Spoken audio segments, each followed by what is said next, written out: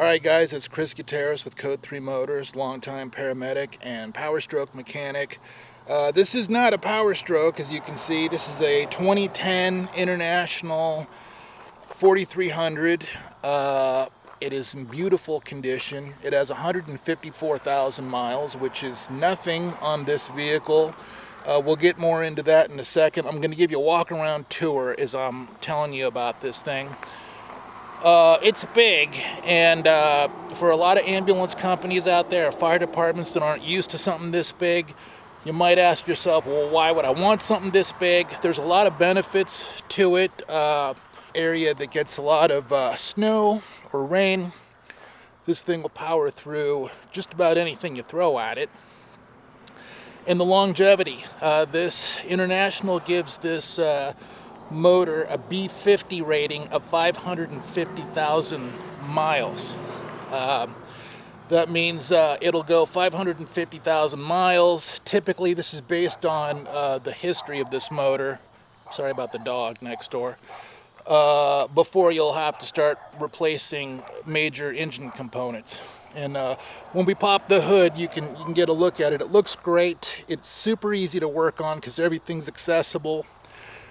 I mean, literally everything. This isn't a vehicle that requires a creeper or, tight spaces like the Econoline or any of those. And then also, for those of you that don't know, and a lot of people don't, International makes the diesel engines that are in all of the diesel Fords. So like all of the F-Series trucks, that's an International motor. It's not a Ford motor. And the same with the Econoline, all of the vans, the E350, E450, those all have an International motor. All right, so let's take a look. We're going to go through all the outside compartments first, and then if the road noise is too bad, I'm going to take this thing inside to do the interior. But this first compartment is our oxygen compartment. I do have a test tank in here. I was just making sure the system is working properly. So that's why I have this dinky little tank on this wooden box in there, but this will fit an H tank. So most ambulances have an M tank. This will accommodate an H tank. Another big plus of a rig this size is if you do nurse transports or team transports, isolette transports, bariatric transports, or long distance transports. I forget what the fuel capacity is. I'll have to double check. It's huge, so this thing can go far without refueling, and it's big enough to have a large oxygen tank or two. You could fit a spare in there easily, in addition to the one that's connected. And then there's our Star of Life certification on the door there. Oh yeah, and the coach builder is Horton. I don't think I pointed that out in the beginning of my video. Down here is a compartment for restock supplies, extrication equipment, or whatnot. There's an inverter there, the suction motor is there, and the battery charger for the Shoreline is right there. Oops. We have a slide-out drawer, which is pretty cool. Down like so, and this slides out, and then you can see there's a holder there for fire extinguisher. There's actually several spaces for fire extinguishers. Let me back up so you can see this compartment is huge, and I imagine at one point that it had shelves in here. Matter of fact, I know it did because I can see marks where the shelves would have been. However, they've been removed, so we can certainly fabricate some shelves if you need shelves to be in here. It is an enormous compartment, but I'm reluctant to go ahead and just make shelves for it. I actually sell a lot of ambulances to guys that do camper conversions, and there might be a camper guy watching this right now who's already got a plan for this compartment. I mean, you could actually turn it into a shower or some kind of outdoor kitchen or something. So I'm not going to do anything to it. If you're a fire department or ambulance company, you need shelves, we can certainly make some for you. I'll get in the back in a minute. Let's just finish knocking out these compartments. This is the backboard compartment. Again, this would have had shelves in it because there's reach through from the inside, and I can see 1, 2, 3 areas where there would have been a shelf. And this happens a lot when I see, especially a fire department that might have several of the same type of ambulance, and they want more shelves in there. And the best way to do it is to use the shelves from the ambulance you're getting rid of. So, and then this would be your compartment where all your portable oxygen, jump bag, monitor, all that stuff would be that you're going to take into your rescue would be right there. Let me pop the hood. Oh yeah, the tires are in great shape. The front are traditional road tires. The back, you can see, are kind of an all-terrain tire. And let's just look at all 4 of those, and then we'll unlatch the hood and give that a look. You can see those tires there. And when we go inside, I'll lay down on the cement floor. We'll get underneath the rig and look at the undercarriage, and this is how you undo the hood. I might have to pause the camera for a second because I think it's going to require both hands. So let me just get this. Let me undo it and then I'll come back. Okay. All right. So I think I've got it. So from the front here, there's a little grab handle. You just pull the hood forward. There's some cables that'll prevent it from coming all the way over. And then we can see the motor. It's in super clean shape. There's no significant rust. You can see the frame, the axle. You can see everything. The tie rods, steering, literally every component to this thing is right here and accessible. And it's an inline 6. I believe this is 7.6 liter. That is the motor, and you can see, man, it is just really clean. We don't clean motors because once you start spraying degreaser on things, you start removing good grease, and squeaks and whatnot develop. So this is just the way that it has been, and you can probably tell. I mean, there is some dirt here. I had the motor running, so I'm a little reluctant to touch that. But anyway, that is the motor. So let me fire this thing up, and then I'm going to pull it inside, and then you just kind of relatch these things. Kind of works the way a Jeep does. And then inside there'll be less road noise. And oh, you know what though? Maybe while we still have it out, I'm going to light it up, and we'll do a walk around, and you can see all the lights lit up. Everything works as it should. So let me let's light it up. Let's light it up, and then we'll see all the lights. And then here's our interior. Now look at these seats. The seats are in great shape. Let me fire it up first. Oh, the key's in my pocket. The seats look brand new, and they usually don't look brand new. Also, just like a fire engine, because there's an air compressor on board, it has air brakes, it has airbag suspension. The driver's seat also has air, so an air ride. You can adjust the seat up or down,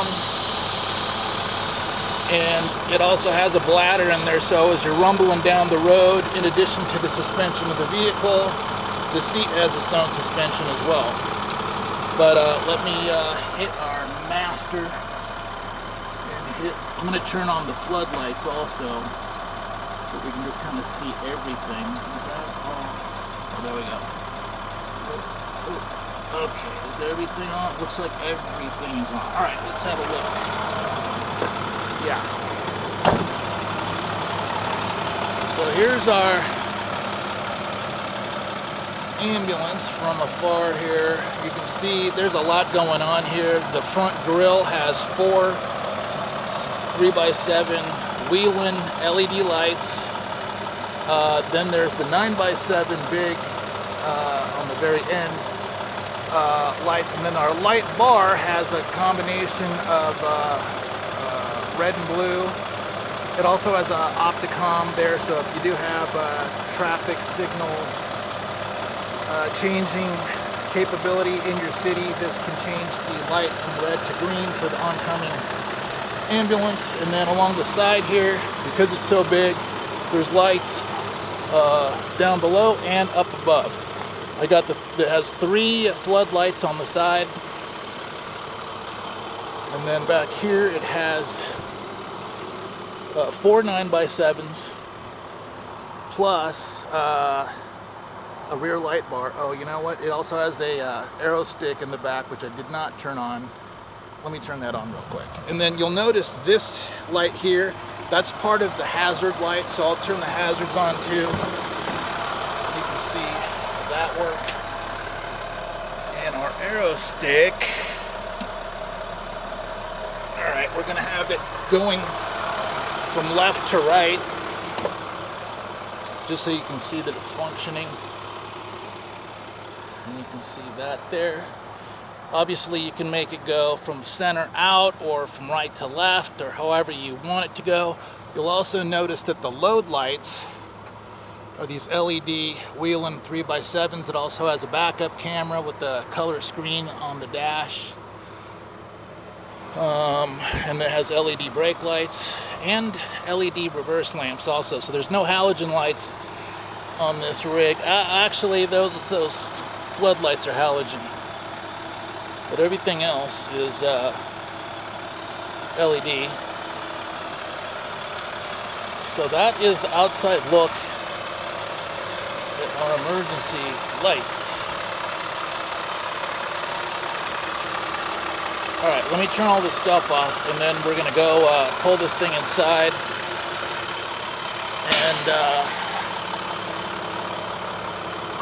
and we'll go in the patient compartment. I might actually go through the cab right now while we're in here. Well, we just got a little blast of dust. Let me turn that off. Oh yeah, you know what? Let me just, while we're out here, I'll do the siren as well. So let me just do windows. So we got our door locks are up here. I don't know if you can hear that or not. You can lock out the window in case you don't want your partner to be able to do his window. You can see there's the window going down there, up and down. The wind wing also opens up, so if you want to ventilate fresh air from outside, you can do that from either side. There's speakers up here for the radio. I imagine you could tie that into your two-way radio and a net up there for whatnot, putting items up there. So, but down here, our siren.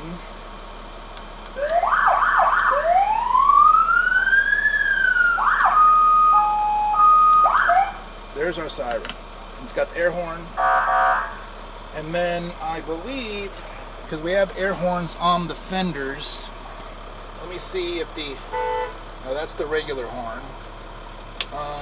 Is there a foot switch? Well, I got all the dogs in the neighborhood going nuts. Where's the big air horn button? It's up here on the dash. And that's a pretty good blast. Additionally, one other thing that I forgot to mention, which is huge, because this is a 2010, this is pre-DEF fluid. So there's no diesel emissions fluid required. And it does not have a diesel particulate filter like a lot of the new Chevys and Fords and Rams that go through a diesel particulate cleaning the filter procedure. This doesn't have that. So that's another huge plus for this particular ambulance. Let me just show you the dash real quick. You can see. Let me see here. I don't know if you can see that. Miles 154,895. And no check engine light, no service engine soon light, nothing weird like that. All the needles are where they should be. You got your, your air tank gauge over there. We're at 120 psi. The volts are very strong at 14.5. And our water temperature is normal. Trans temperature, which is cool. Most vehicles don't have a trans temperature gauge. This does. And our oil pressure is at 40. And those will fluctuate as the thing is driving and going up hills and whatnot. Our air conditioner, let me turn it on over here. Let me turn it up on high so you can hear it. That works fantastic. You can see that's our speed selector. This is what determines what we're doing. We're at max AC. There's normal AC, and then of course you got your choice of the dash and the feet. Just the dash, just the feet, the defroster and the feet. And you can hear the actuator door change as I do that. Whoops, I'm holding it a little bit low. Or just the defroster. Alright, so there's that, and then you can turn that just off. Our backup camera, just zoom in on that. You can see behind us, there's not really anything going on. We're catching a little bit of our reflection, but that's the backup camera. This yellow knob is the air brakes. You just push that in, and that releases the brake. AM/FM radio.